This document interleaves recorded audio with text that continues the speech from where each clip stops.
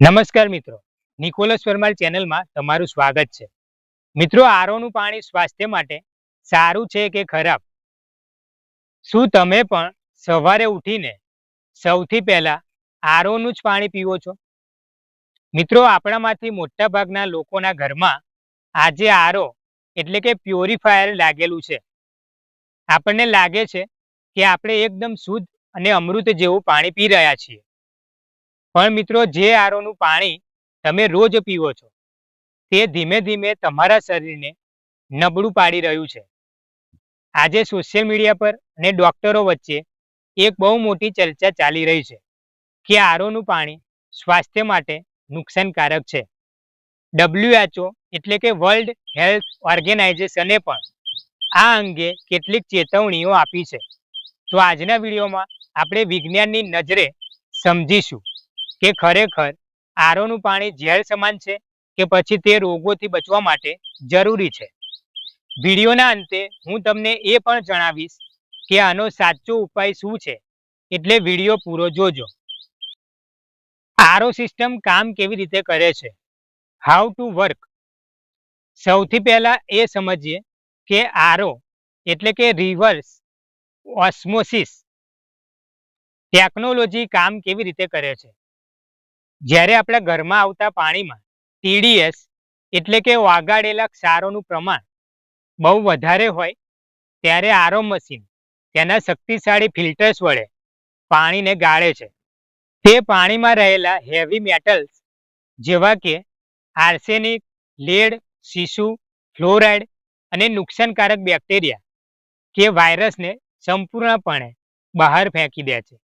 એટલે કે ગંદુ પાણી એકદમ ચોખ્ખું બની જાય છે. અહીં સુધી તો બધું સારું છે, આપણને ચોખ્ખું પાણી મળ્યું. પણ અસલી રમત હવે શરૂ થાય છે. આરોના પાણીના નુકસાન. The dark side of RO. Minerals ગાયબ થઈ જવા. આરો ટેકનોલોજી એટલી બારીક હોય છે કે તે પાણીના ખરાબ તત્વોની સાથે સાથે આપણા શરીર માટે જરૂરી એવા સારા તત્વો જેવા કે કેલ્શિયમ, મેગ્નેશિયમ, પોટેશિયમ અને આયનને પણ પાણીમાંથી ફિલ્ટર કરીને બહાર ફેંકી દે છે. વિજ્ઞાનની ભાષામાં આને ડેડ વોટર, મૃત પાણી કહેવામાં આવે છે. જ્યારે પાણીમાં આ મિનરલ્સ નથી હોતા ત્યારે શું થાય છે? હાડકાં અને સાંધાનો દુખાવો. શરીરને જરૂરી કેલ્શિયમ પાણીમાંથી મળતું બંધ થાય છે, જેનાથી નાની ઉંમરે હાડકાં નબળા પડે છે અને ગોઠણનો દુખાવો શરૂ થાય છે. વિટામિન B12ની ઉણપ.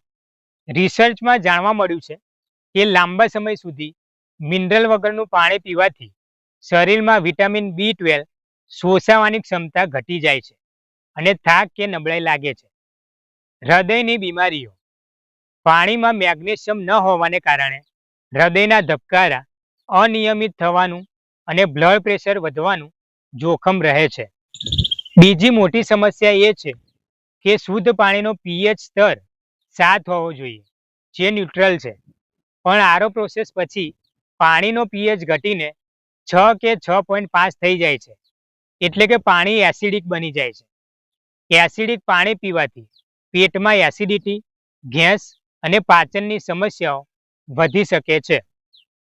તો શું આરો ફિલ્ટર ફેંકી દેવું જોઈએ? હવે તમારા મનમાં પ્રશ્ન થશે કે જો આટલા બધા નુકસાન છે તો શું અમારે આજથી જ આરો પાણી પીવાનું બંધ કરી દેવું જોઈએ? મિત્રો, જવાબ છે બિલકુલ ના. કારણ કે સિક્કાની બીજી બાજુ પણ છે. જો તમે એવા વિસ્તારમાં રહો છો કે જ્યાં ગ્રાઉન્ડ વોટર, બોરિંગનું પાણી આવે છે, જેમાં ફેક્ટરીઓનું પ્રદૂષણ, આર્સેનિક કે કેમિકલ ભળેલા છે, તો તે પાણી આરો વગર પીવું એ સીધા રોગોને આમંત્રણ આપવા જેવું છે. તે પાણી પીવાથી કિડની ફેલ થવી, કેન્સર અને ટાઇફોઇડ જેવા ગંભીર રોગો થઈ શકે છે. એટલે કે ખરાબ પાણી કરતાં આરોનું પાણી 100 ગણું સારું છે. સાચો ઉપાય શું છે? The solution. તો હવે સવાલ એ આવે કે સાચો રસ્તો કયો? આપણે શુદ્ધ પાણી પણ જોઈએ છે અને મિનરલ્સ પણ જોઈએ છે. તો તેના માટે આ 3 સ્ટેપ ફોલો કરો. પહેલું, તમારા ઘરના પાણીનું TDS ચેક કરો. સૌથી પહેલા એક 150-200 રૂપિયાનું TDS મીટર ખરીદો અને તમારા ઘરના પાણીનું TDS માપો. જો તમારા ઘરના પાણીનું TDS 300 થી ઓછું હોય તો તમારે આરોની કોઈ જરૂર નથી. તમે સાદું યુવી કે ગ્રેવિટી ફિલ્ટર પણ વાપરી શકો છો અથવા પાણી ઉકાળીને પી શકો છો. જો TDS 500 થી વધારે હોય તો જ આરો વાપરો. બીજું, TDS કંટ્રોલર અને મિનરલ કાર્ટ્રીજ. મિત્રો, જો તમારા ઘરમાં આરો હોય તો ટેકનિશિયનને બોલાવીને તેનું TDS 150 થી 250 ની વચ્ચે સેટ કરાવી લો. સાથે જ તમારા આરો મશીનમાં મિનરલ કાર્ટ્રીજ નખાવો, જે પાણી ગળાયા પછી તેમાં જરૂરી કેલ્શિયમ અને મેગ્નેશિયમ પાછા ઉમેરે છે. ત્રીજું, તાંબાના વાસણનો ઉપયોગ. મિત્રો, આપણું આયુર્વેદ કહે છે તે મુજબ આરોના પાણીને રાત્રે તાંબાના માટલામાં કે વાસણમાં ભરી રાખો અને સવારે તેને પીવો.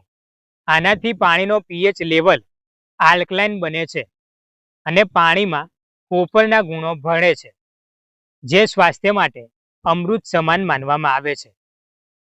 તો મિત્રો, ટૂંકમાં કહીએ તો આરોનું પાણી પોતે ખરાબ નથી, પણ મિનરલ્સ વગરનું ઓછું TDS વાળું પાણી સ્વાસ્થ્ય માટે નુકસાનકારક છે. પાણીને એટલું પણ સાફ ન કરો કે તેના ગુણો જ મરી જાય.